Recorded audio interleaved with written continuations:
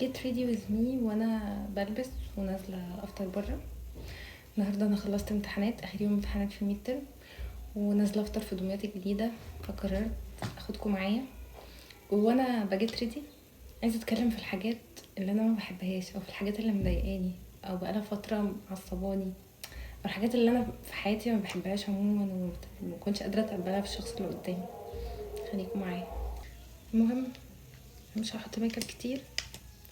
أه هلبس حاجه كده زي قفطان، هو مش قفطان قوي ومش دريس قوي، هو حاجه بتتقفل بس عاجبني الصراحه. استنوا في اخر الفيديو عشان تشوفوه.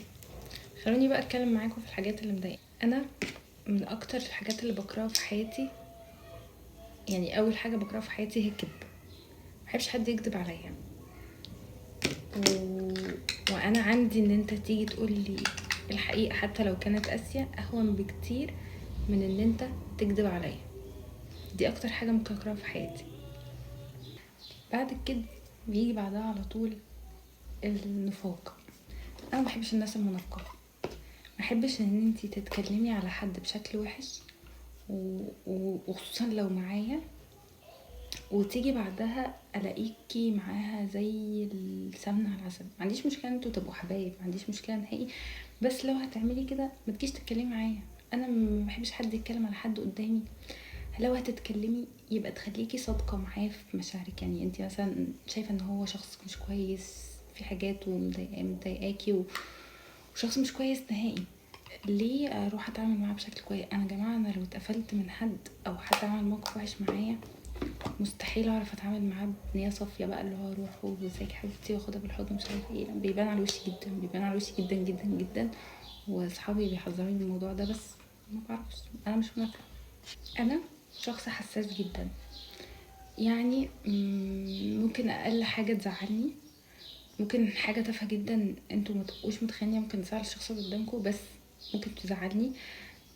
فمش من حق حد ابدا ان هو يجي يقول لي دي مش مستاهله. لا، يعني انت مش عارف الحاجه الصغيره دي ممكن تكون حركت ايه جوايا، فمش من حق حد ان هو يحاسب حد على مشاعره نهائي. خصوصا ان انا حتى لو بزعل بسرعه فانا بتراضى بسرعه جدا، وبتراضى بحاجات قليله جدا، يعني مش بصعب الدنيا، بس انا كده، يعني انا حساسه. فمش بحب حد يجي يعلي عليا في حوار انت حساسه قوي، انت عاطفيه قوي، انت مش عارف ايه. انا كده مش عاجبك خلاص. انا كمان شخص بيحب العتاب، ودايما ببقى شايفه ان العتاب محبه، على عكس ان يقولك بقى كل واحد كبير وعارف غلطه ومش عارف ايه. يعني الدنيا مش مستاهله ان احنا مره واحده عشان ضايقنا من حاجه نقطع مع الشخص اللي قدامنا. طب ليه ما نروح ونتعاتب ونقول انا زعلت من كذا وزعلت من كذا؟ طب يعني ليه بقى سهل ان احنا ننهي علاقات كانت مثلا بينها عشرة كبيرة؟ انا مش بيهون عليا ابدا العشرة، وممكن اسامح مرة واتنين والف، بس باجي عند مرة وخلاص ما ببقاش قادرة، مهما سامحت هكون مش عارفة اتعامل. فمش شايفة ان العتاب حاجة وحشة نهائي بجد. يعني يعني بحترم قوي لما حد يكون زعلان مني ويقول لي انا زعلت من كذا وكذا. انا مش ممكن يكون مش عندي طاقة ان انا اتناقش، بس فهرضيه. لكن غير كده بجد اللي هو بحترم ان احنا نتناقش، واللي هو انت فاهم غلط او انت فاهم غلط وهكذا يعني. فعاتبوا اللي بتحبوه. من الحاجات اللي بجد بجد بكرهها قوي ومش ببقى عارفة ازاي البني ادم ممكن يكون كده، الشخص اللي ما بيقدرش. يعني انا لما بتخانق مع حد بقعد افتكر مليون مرة الحاجات الكويسة اللي هو عملها لي عشان اعرف ابقى باقية. يعني اقل حاجة بجد ببقى مقدرها قوي، فبستغرب جدا ان انا مثلا اكون مقدمة للشخص اللي قدامي كتير جدا، ونيجي مثلا عند لحظة احس ان الشخص اللي معايا ده ولا كأني عملت له اي حاجة في يوم من الايام، ولا كأنه مقدر اي حاجة. بجد بستغرب الناس اللي ما بتقدرش. يعني دي من اوحش الشخصيات اللي ممكن اتعامل معاها في حياتي بجد. انا بكره البني ادم اللي ما بيقدرش، خصوصا لو مش انا اللي متقدره. يعني لو انا مش متقدره حاجه صعبه قوي بجد، حاجه وحشه جدا. بكره كمان بكره الشخص اللي هو فاكر، يعني فاهم ان هو صح دايما، ان هو مهما قلتيلي لا انا اللي في دماغي في دماغي، يعني انا اللي دايما صح، انا اللي دايما صح. بصي بقى، مهما غنيتي ومهما قلتي ومهما عملتي، لا انتي غبية، انتي ما بتفهميش، انا اللي صح.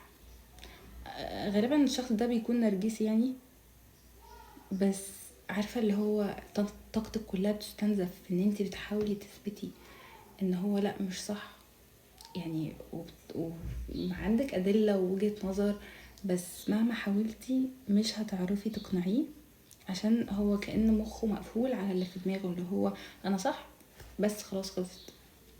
فهنا بقى خلاص ما بنقنعش، بنمشي على طول بجد، لان الموضوع بيبقى مرهق جدا، مرهق جدا جدا كمان مع الشخصيات دي. جماعة انا مبعرفش احط ميك اب، ونادرا قوي ونازله الكليه لما بحط حاجه، يعني ممكن كونسيلر بس عشان بقى ايه، برفه عن نفسي، نفسيتي وحشه ولسه مخلصه امتحانات وخروجه بقى، فقلت هقوم البس واستنى الفاينل لوك. مش بحب الاكسسوارز كتير، قررت البس دي والخاتمين دول و this is the final look. عجبني قوي الورد اللي هنا ده. wait for part 2 وانا هاخدكم معايا في الخروج.